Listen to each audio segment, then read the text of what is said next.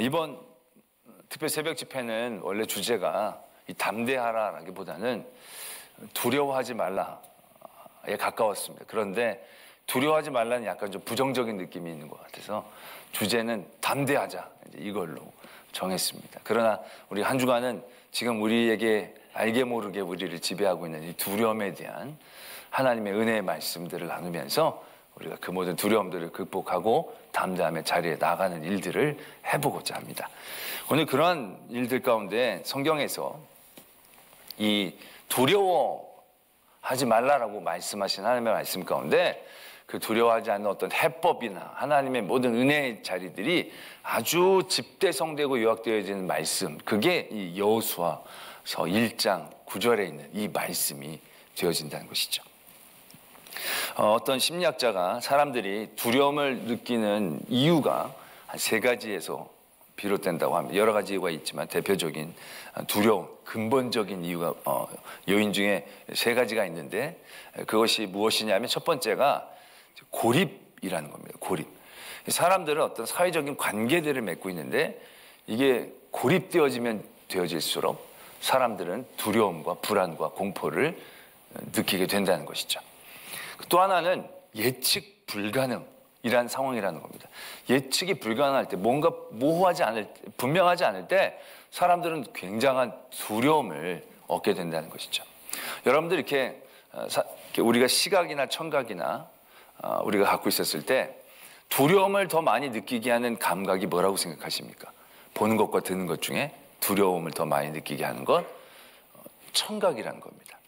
우리가 보는 걸로 무서워하는 것 같지만 보는 게 무서운 게 아니라 듣는 게 더 무섭다는 겁니다. 그래서 여러분들 이제 무서운 영화들 볼 때 볼륨을 꺼놓고 보십시오.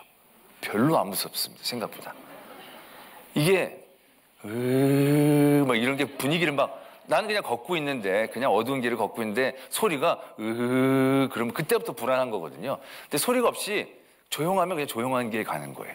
그다음 뭐가 휙 나오면 깜짝 놀라는 건데 그게 아니라 으아 이렇게 하면 소리가 더 이제 사람 무섭게 한다는 거예요. 근데 왜 그러냐면 눈은 보는 건 이렇게 좀 더 선명한데 듣는 건 선명하지가 않으니까 이렇게 소리가 들을 때 이게 뭐지? 이런 어떤 생각을 갖기 때문에 예측이 안 될 때 더 사람들을 공포스럽게 한다는 거죠. 또 하나는 대체할 방법이 없을 때, 어떻게 보면 길이 없다라고 생각했을 때, 그럴 때 사람들은 굉장한 불안함, 어떤 대책과 대안이 있으면 내가 그 길로 생각이 좀 편안한 대로 가는데 대안이 없고 이 길에만 내가 있어야 한다라고 생각했을 때, 이 길에서 방법이 없을 때, 이걸 내가 오롯이 다 맞아야 한다라고 생각했을 때 사람들은 두려움과 공포를 느낀다라는 것입니다. 오늘 여호수아서 1장에 적혀있는 이 여호수아가 딱 그런 요인들에 다 걸쳐있는 상황이다라는 것을 보게 되죠. 여호수아서 1장 1절에 보면 여호와의 종 모세가 죽은 후에 이렇게 적혀져 있습니다. 여호수아는 모세의 시종이었습니다. 시종. 늘 따라다니는 시종이었어요. 그걸 거의 40년 동안 했습니다. 그러니까 여호수아의 삶에서는요, 모세가 절대적인 존재였을 것입니다.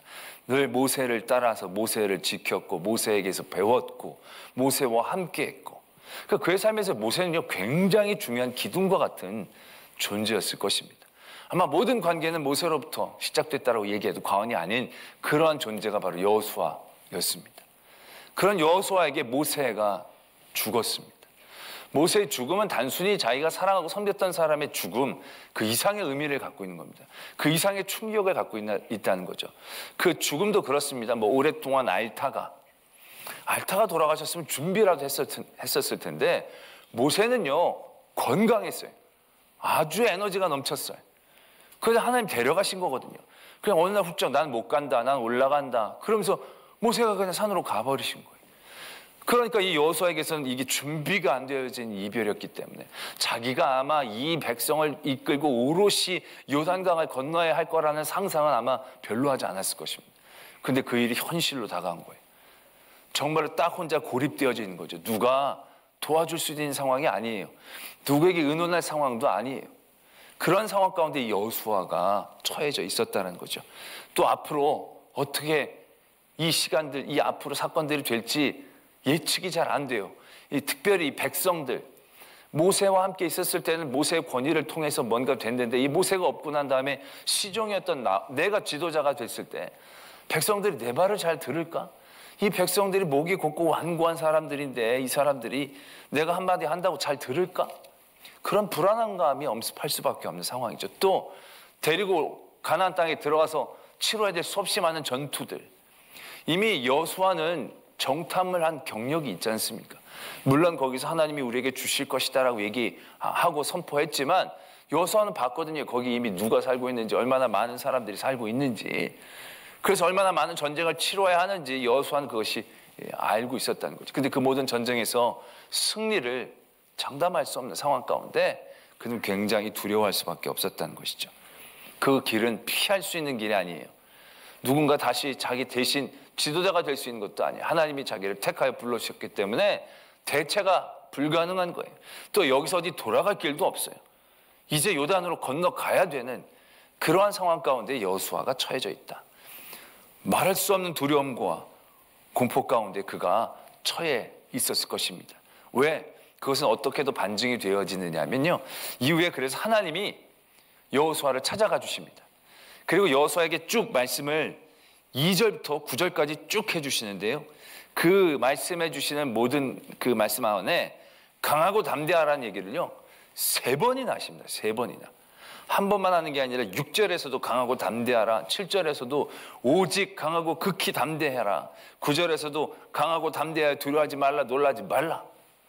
9절, 이 7절, 8절 안에 3번이나 강하고 담대하라고 여호수아에게 말씀하고 계신다는 거예요. 이건 어떻게 보면 그만큼 여호수아가 지금 마음 가운데 큰 두려움과 불안 가운데에 처해 있다라고도 얘기할 수 있는 반증이 되어진 것이죠. 그게 바로 이 여호수아의 자리였다는 것입니다. 이 여호수아에게 하나님께서 강하고 담대하라 라고 말씀하십니다. 그리고 나서 이 말씀이 정말로 귀한 게요, 강하고 담대하라는 게 그냥 너희들 뭐 불안해하는 사람들이 강하고 담대해 막 이러고 격려하고 위로하고 그런 말로 끝나는 게 아니라요, 강하고 담대해질 수 있는 길을 가르쳐 주신 말씀이에요. 거의 그 두려워하지 말라라고 말씀하신 하나님의 말씀 가운데 우리가 그런 두려움과 그런 걱정과 근심 가운데서 이겨낼 수 있는 길을 하나님께서 딱 가르쳐 주신 것은 이게 거의 유일하다고 말씀드려도 과언이 아닐 것입니다. 하나님께서 이렇게 딱 말씀해 주고 계시는 거죠. 7절부터 오직 강하고 극히 담대하여 나의 종 모세가 내게 명령한 그 율법을 다 지켜 행하고 우로나 좌로나 치우치지 말라. 그리하면 어디로 가든지 형통하리니 이 율법책을 내 입에서 떠나지 말게 하며 주하여 그것을 묵상하여 그 안에 기록된 대로 다 지켜 행하라. 그리하면 내 길이 평탄하게 될 것이며 네가 형통하리라. 하나님이 굉장히 분명하고 선명하게 이렇게 하면 두려워하지 않아. 넌 이렇게 하면 승리해. 이렇게 하면 평탄해. 이렇게 하면 넌 승리할 거야. 라는 방법을 딱 가르쳐 주신 게 그게 바로 뭐냐? 명령하신 그 율법을 다 지켜서 행해서 좌로나 우로나 치우치지 않고 그 율법책을 내 입에서 떠나지 않게 그 주야로 그것을 묵상하면서 그것을 기록된 대로 다 지켜 행하면 형통하겠다. 할렐루야. 얼마나 귀한 말씀입니까? 근데 여러분들 얼굴에 그렇게 기쁨이나 깨달음의 얼굴이 아닌 것 같습니다. 그런 게 어떻게 보면 당연합니다. 왜냐하면 이렇게 말씀을 드릴 수가 있죠. 율법을 다 지켜 행하면, 그 말씀을 주야로 묵상해서 철저히 지키면 그 길이 과연 형통할까요? 라는 질문, 그런 의심 우리 안에 들 수밖에 없다는 거죠. 예수님이 계셨을 그 당시에 바리새인들은요, 어떻게 보면 이 말씀, 가장 이 말씀에 가까운 사람들이었습니다. 그들은 주야로 말씀을 묵상했습니다. 정말로 철저하게 말씀을 붙잡았습니다. 그리고 율법을 지키는 일에 철저했습니다. 그들은 지금 여기에서 여호수아가 지켰던 율법의 개수보다도 훨씬 많은 율법을 그들은 지키고 있었습니다. 여기서 이 여호수아에게 요구되어진 율법은 그 이전에 바리새인이 지켰던 율법에 한 10분의 1, 20분의 1이나 될까요? 그렇게 개수가 많은 게 아니었다는 거예요. 그 더 많은 율법들을 그들은 만들어 내가면서 그 율법들을 그들이 철저히 지켰어요. 근데 그들이 그들의 길이 형통했나요? 그들에게 평안했나요? 그들은 이 땅에 오신 하나님 아들 예수 그리스도조차도 부정할 정도로 그들의 삶에 고립되어지고 자신들도 모르는 두려움 가운데 그들 스스로를 가두어 놓았던 그런 어리석음 가운데 있었다라는 것입니다. 근데 반면 그 당시 율법도 제대로 지키지도 못했고 제대로 알지도 못했던 이방인들이요, 예수 그리스도를 알아보는 거예요. 예수 그리스도를 믿게 되는 거예요. 그래서 그 구원의 길을 얻게 되는 거예요. 아니, 율법을 잘 지키고 행하고 그래서 그런 걸 딱 하면 예수님이 오실 때 예수님이 딱 하니 아, 이분 예수님이다 딱 알아볼 수 있어야 되잖아요. 그런데 그렇게 철저하게 주야로 율법을 묵상했고 잘 지켰던 사람이 예수님을 하나님의 아들로 알아보지를 못하는 거예요. 잘. 또 그렇게 지키고 살았던 모든 사람들의 삶들이 형통했다고 한다면 이스라엘이 왜 계속 로마 제국 밑에서 그렇게 억압을 당하고 계속적인 공격을 당하고 그들의 민족이 그 뒤로도 흩어지면서 참 어렵고 모진 세월들을 살아가야 하냐는 거죠. 우리는 이 말씀을 들을 때 하나님께서 이렇게 말씀해 주셨는데 그럼 그게 잘못됐습니까? 그게 아니라는 겁니다. 우리는 율법을 잘 지키고 그리고 주야로 율법을 묵상하고 그의 삶으로 그것을 잘 옮겨내면 내 길이 형통할 것이다 라고 할 때 율법을 지키고 그 말씀을 묵상한 그 모든 것들을 내 자격이나 조건으로 생각해서 그 일들을 행한다라고 한다면 우리는 그 온전한 하나님의 뜻을 이해하지 못하고 있는 것과 마찬가지라는 겁니다. 9절에 보면 이렇게 말씀이 적혀져 있죠. 강하고 담대하라, 두려워하지 말라, 놀라지 말라. 내가 어디로 가든지 내 하나님 여호와가 너와 함께 하느니라 하시니라. 우리가 두려워하지 않으려면요, 강하고 담대하려면요, 그 길은 내가 강하고 담대한 힘을 갖고 있는 것에서 그것이 가능하게 되는 게 아니라는 것입니다. 가나안 땅에 들어가기 전에 하나님께서 여호수아를 강하고 담대하게 하셨어요. 굉장히 좋은 무기도 주시고 전력도 그들보다 압도적으로 강하게 만들어 주셨어요. 그 전쟁에 딱 나갈 때 보면 아, 내가 저 사람보다 강하고 담대해, 강하고 내가 힘이 있어, 내가 그런 능력과 자격과 조건이 다 돼. 자, 그런 상황 가운데서 전쟁이 일어난다면 정말로 하나도 불안해하지 않고 두려워하지 않고 놀라지 않고 끝까지 담대하게 전쟁을 잘 치러 나갈 수 있었을까요? 그렇지 않다라는 겁니다. 내가 저 사람보다 힘이 많다고 늘 강하고 담대해지는 게 아니에요. 왜냐하면 저 사람의 힘이 어느 정도인지 잘 알지 못하니까. 모든 사람의 힘이 내 힘보다 약하다는 것들이 다 평가되고 조사가 된 게 아니라고 한다면 우리는 끊임없이 어디를 갈 때마다 늘 불안하고 두려울 수밖에 없다는 거예요. 우리는 내가 강하고 담대함으로 이 세상의 문제와 두려움을 이겨내려고 생각하지만 그곳에서는 길이 없다는 거예요. 왜? 끊임없이 세상은 나보다 더 강하고 나보다 더 세고 나보다 더 지혜로운 그런 존재들이 있을 것 같은 불안한 감을 우리가 갖게 되어지니까요. 여러분들은 돈을 얼마나 갖고 있어야 평안할 거라고 생각하십니까? 계산을 쭉쭉쭉 했더니 내가 이제부터 살 수 있을 때 21억만 있으면 내가 편안하게 살겠다. 그래서 21억이 여러분들에게 딱 주어지면 그때부터 편하게 살 수 있겠습니까? 21억이 아니라 2100억이 있어도 평안하게 살 수 없을 것입니다. 속으로는 여러분들이 그 정도면 평안하죠. 목사님 말씀이니까 그렇게 얘기하시죠. 그 정도면 뭐 하루 1억씩 써도 다 못 쓰겠구만요. 뭐. 과연 그럴까요? 2조 1천억 원이 있으면 평안하실까요? 아니요. 그 다음부터는 그 돈 때문에 불안해질걸요. 내가 돈이 많으니 사람들이 나를 해치지 않을까, 이 돈이 깎이면 어떨까. 끊임없이 이 세상의 강함은요, 나에게 평안함을 줄 것 같지만 이 세상의 강함은 더 강한 것에 대한 두려움과 공포감을 우리들에게 만들어줄 뿐이라는 거예요. 내 조건과 내 자격을 키움으로 내가 담대해진다, 강해진다, 그건 굉장히 잘못된 길을 가고 있다는 것을 깨달아야 한다는 것입니다. 우리의 가장 큰 평안, 우리의 가장 큰 담대함은요, 내 힘에서 비롯되어질 때 그건 굉장히 모래 위에 지은 성과와도 같은 것입니다. 오늘 9절이 답이에요. 우리가 강하고 담대하고 두려워하지 않고 놀라지 않으려면 어떻게 해야 되느냐? 하나님이 나와 함께 하신다는 것을 알아야 된다는 거예요. 하나님이 나와 동행하신다는 것에 대한 분명한 믿음과 확신이 있어야 이게 가장 큰 담대함의 이유가 되는 거예요. 가장 큰 두려워하지 않는 힘이 되어진다는 거죠. 때문에 우리가 그럼 하나님께서 말씀하신 우리가 율법을 잘 지키고 묵상하는 이것이 무엇을 의미하는 것이냐라는 거죠. 시편 15편에 보면 성전에 거할 자가 누구입니까? 이런 질문으로 시작하는 시편이 있습니다. 이건 어떻게 보면 성전에 들어갈 사람은 어떠한 자격과 조건을 갖춰야 됩니까? 라고 묻는 것과 같은 느낌으로 다가옵니다. 그래서 그 말씀이 한 10가지의 것들을 쭉 얘기를 합니다.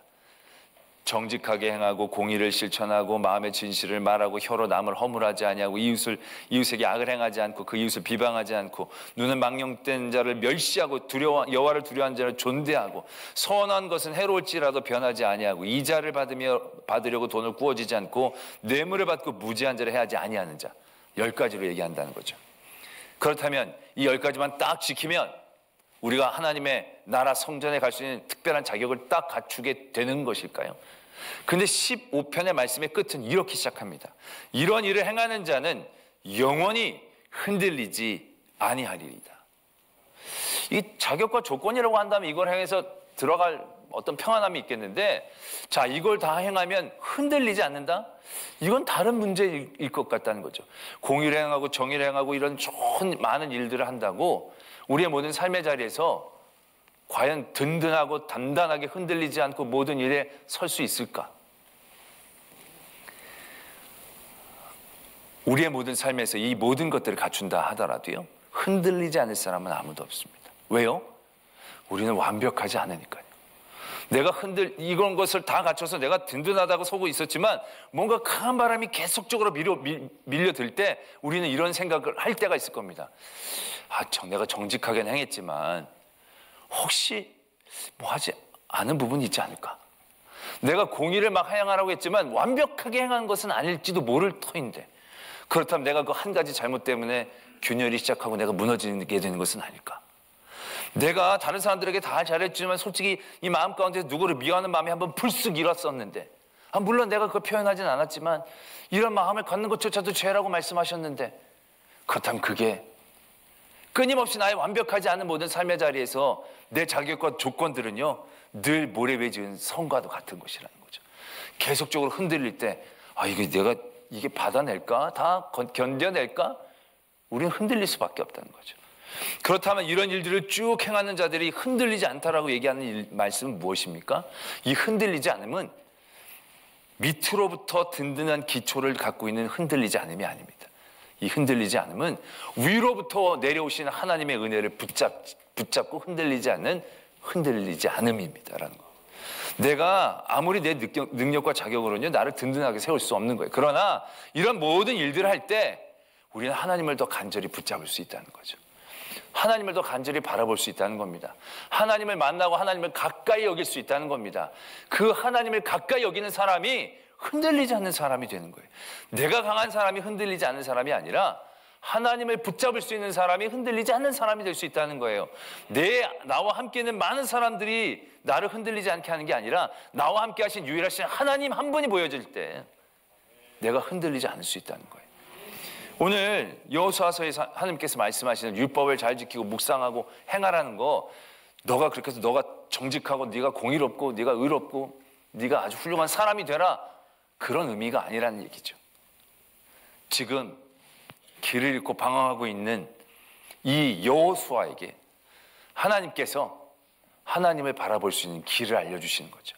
모든 세상에 그의 눈을 빼앗고 마음을 빼앗고 귀를 빼앗는 세상의 여러 가지 혼란한 소리들, 불안한 이야기들 가운데 그의 마음을 오롯이 하나님께로 향할 수 있는 그 방법을 알려주고 계신다는 거예요. 흔들리게 하는 많은 불안한 정보들, 세상 사람들의 모습들, 그 모습 가운데서 나를 바라보시고 계시는 그 하나님의 얼굴을 바라볼 수 있는 그 힘을 우리에게 주는 그 방법을 적고 계신다는 거예요. 그게 뭐냐? 우리의 삶에서 율법을 지키는 거라는 거죠. 말씀을 지키는 거라는 거예요. 그런 말씀을 죄로 묵상하는 거예요. 그게 말씀을 묵상하면서 내가 많이 외우는 게 중요한 게 아니라 그 말씀을 묵상하면서 하나님을 바라볼 수 있게 하는 거죠. 하나님께 초점을 맞출 수 있게 하는 거예요. 그래서 내가 하나님이 나와 가까이 계시는구나. 모세와 함께 하셨던 그 하나님, 그래서 대면하에 말씀하셨던 그 하나님, 그 하나님이 나의 하나님이시구나 라는 것을 여호수아가 알기를 원하신다라는 것이, 그 말씀을 통하여 더욱더 하나님이 나와 함께 하시는 것을, 가까이 계셨다는 것을 깨달아 알아갈 때 여호수아는 강하고 담대할 수 있다는 거죠.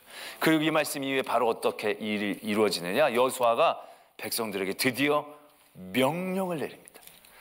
이건 어떻게 보면 당연한 일인 것 같지만 백성들 모두에게 명령을 내린다는 것은 굉장히 불안한 일입니다. 이제 아니, 네가 언제부터 우리 지도자였어? 하라 말아야 이제 우리랑 협의해서 해. 원래 교회도 보면 초대 1대 목사님이 교회를 부흥시키고 나서 2대 목사님이 오시면요 쉽지 않아진다는 거예요. 왜? 장로님들이 그 목사님 밑에서 우리가 이랬지만 너는 우리랑 같이 걷잖아. 너도 시종이었고 우리도 종이었어. 왜 네가 가라 마라 해? 이제 우리랑 협의해. 라고 나올 수 있다는 얘기예요. 굉장히 불안한. 여호수아가 명령을 탁 내리는 거예요. 다 요단강을 건너고 나가자. 지금 때가 어느 때인데 좀 물이 줄면 이런 말이 나올 수도 있을 때. 그러나 담대해진 거예요. 왜? 하나님이 나와 함께 하시는 게 분명하니까. 그리고 나서 나머지 루벤, 갓, 므낫세 반지파, 요단강을 건너지 않고 거기서 살게 되었던 지파에게도 분명한 충성 맹세를 시킵니다. 그때 그들이 여호수아에게 무릎을 탁 꿇습니다. 그러한 일들이 벌어지고 있다는 거죠. 여러분, 다윗이 골리앗을 이겼던 일들은 어떻습니까? 골리앗 엄청난 사람, 모든 이스라엘 군사들이 다 두려워했던 사람. 이스라엘 군사 안에서도요, 자기가 강하다고 뽐냈던 사람이 왜 없었겠습니까? 내가 싸움 제일 잘해. 내가 이 구역에 내가 1등이야. 이러면서 자랑했던 친구들이 얼마나 많았겠어. 근데 그 친구들 앞에 골리앗이 나타나니까 그들이 다 기가 죽어서 두려움 가운데 떨면서 나오지를 못하는 거예요. 그때 다윗이 골리앗에게 나가죠. 다윗의 눈에는 골리앗이 안 커 보였을까요? 왜 안 커 보였겠습니까? 다윗의 눈에는 골리앗이 강해 보이지 않았겠습니까? 왜 안 강해 보였겠습니까? 그런데 다윗은 어떻게 골리앗에게 그렇게 담대히 나갈 수 있었겠습니까? 다윗의 눈에는요, 골리앗보다 하나님이 더 가까이 보였거든요. 하나님이 더 커 보였거든요. 골리앗도 크지만 그 뒤에 더 큰 하나님이 계셨거든요. 그 하나님을 보게 되었다는 것이죠. 엘리사가 하도 이 아람의 왕이 자기에 있는 일들이 잘 알려지니까 알아보는 거예요. 누가 이게 내통환자가 있느냐? 그때 누가 얘기하는 거야. 엘리사 선지자라는 사람이 다 알려줘서 그런다고. 그럼 잡아오라고 군대를 파견해가지고 아침에 일어났더니 엘리사가 있던 마을을 완전히 군대가 감쌌던 거예요. 일어났더니 그 시종이 놀란 거죠. 큰일 났습니다. 뭐 난리가 난 거예요. 안 놀래겠어요. 그런데 엘리사가 태연하죠. 걱정하지 말라고. 어떻게 걱정하지 않습니까? 그때 어떤 일들이 벌어집니까? 하나님께서 그 시종의 눈을 열어주시죠. 그랬더니 이 사람들과는 비교가 되지 않는 하나님의 천군 천사들, 천마들이 그 위에 꽉 둘러싸여 있는 것이 보여지는 거죠. 그러니까 두려움이 사라지는 거죠. 이 사람들이 없어져서 그런 게 아니라는 거죠. 이게 우리의 힘이다라는 것입니다. 우리의 강하고 담대함은 나의 힘과 나의 능력에서부터 비롯되는 게 아닙니다. 우리의 힘과 능력은 나와 함께 하시는 하나님을 얼마나 가깝게 여기느냐, 얼마나 가까이 계시고 있다는 것을 내가 인식하고 인정하고 믿느냐에 달려있다는 것입니다. 나의 담대함은 나의 담대함이 아닙니다. 하나님이 나와 함께 하심에 대한 인정, 그곳에서 나오는 담대함이다라는 얘기죠. 때문에 우리는 우리에게 주어지신 모든 하나님의 은혜의 일들을 이 은혜의 일들로 받아야 합니다. 우리가 오늘 예배를 드린다. 오늘 예배를 드림이 나의 자격과 능력이 되어져서는 안 됩니다. 오늘 예배는 어떠한 예배이냐? 하나님이 나와 함께 하심을 바라보기 위한 그 길인 것입니다. 예배를 통해도 하나님을 가까이 느끼고 예배를 통해 하나님을 또 간절히 붙잡고, 그래서 내 주위에 있는 문제들, 두려움의 여러 가지 이유들 거기에 매여서 헤어나오지 못하는 내가 하나님을 붙잡고 거기서 조금씩 빠져나오는 것이죠. 내가 말씀을 읽는 건 내가 말씀을 맺독했다라는 자격과 능력에 대한 문제가 아닙니다. 한 절을 읽더라도 그 한 절을 통해서 하나님을 만나고 하나님을 바라보려는 마음 가운데 나가야 그 말씀이 은혜가 되는 것이죠. 말씀을 내가 아는 게 아니라 말씀 앞에 나를 드리고 나를 부딪히고 그 말씀을 통해서 하나님을 바라보려고 할 때, 기도하라고 할 때 기도가 왜 우리에게 은혜이냐? 기도를 통해서 내 의견과 내 뜻이 관철되어지는 게 아니라 기도를 통하여 하나님의 마음이 느껴지고 하나님의 뜻을 알고자 하는 내 마음들이 생겨나게 될 때, 그때 나를 둘러싸고 있는 문제보다 나의 기도를 들으시는 하나님의 그 사랑이 나를 더 큰 평안과 은혜 가운데 이끌어낸다라는 것을 분명히 아셔야 한다는 것입니다. 오늘 우리 여호수아에게 주시는 이 말씀이 오늘 우리에게도 주시는 말씀입니다. 너희들은 내 말을 듣고 잘 지켜 행해라. 예배 잘 드리고 기도 열심히 하고 말씀 많이 읽어라. 그러면 너희가 형통할 것이다. 말씀 많이 읽었는데 안 형통한데. 정말 예배 한 번도 안 빠졌는데 왜 내가 이렇게 평안하죠? 우리가 그 모든 일들을 내 능력, 내 자격처럼 생각하려고 했기 때문이다라는 얘기죠. 방법입니다. 길입니다. 하나님을 만나고 우리가 이 모든 일에 형통하려면요, 하나님이 나와 함께 하신다는 것에 대한 끊임없는 인정과 고백과 깨달음이 있어야 되는 거죠. 모든 이런 병에 대한 두려움들, 지금 어디가 가장 안전하고 어디가 우리가 백신 다 맞아 4번, 5번 맞는다고 안 걸릴까요? 아니에요. 한 번 걸리셨던 분들은 이제 안 걸릴까요? 나 이제 한 번 걸렸으니까 안 걸릴 거야. 재감염률이 14% 된다고 그래요. 14%. 아닌 게 아닌 거예요. 평안한 게 한 번 걸렸다고 평안한 게 아니에요. 어차피 모두가 똑같아요. 그러나 그런 모든 상황 가운데서 우리 안에 평안은 어디 있습니까? 여태까지 내가 뭔 말을 해요? 평안은 어디 있습니까? 두려움이 없는 곳이 아니라 하나님이 계신 곳에 평안이 있는 겁니다. 걱정과 근심이 없는 곳이 평안이 아니라 걱정과 근심이 득식을 거려도 하나님이 나를 붙잡아 주신 그곳이 평안이라는 거죠. 오늘도 우리에게 주신 이 모든 시간들을 통하여 하나님을 더 간절히 만나기를 원합니다. 하나님이 나와 함께하여 주심, 나를 절대로 떠나지 않으시고 나를 버리지 아니하신다는 이 하나님의 약속을 든든히 우리가 함께 붙잡을 수 있을 때에 우리는 이제 나아갈 수 있는 것이죠. 우리 모든 일들 가운데 어떤 일을 당한다 할지라도 흔들리지 않게 더욱더 하나님의 주의 은혜를 온전히 은혜로 누릴 수 있는 성도가 되어질 줄로 믿습니다.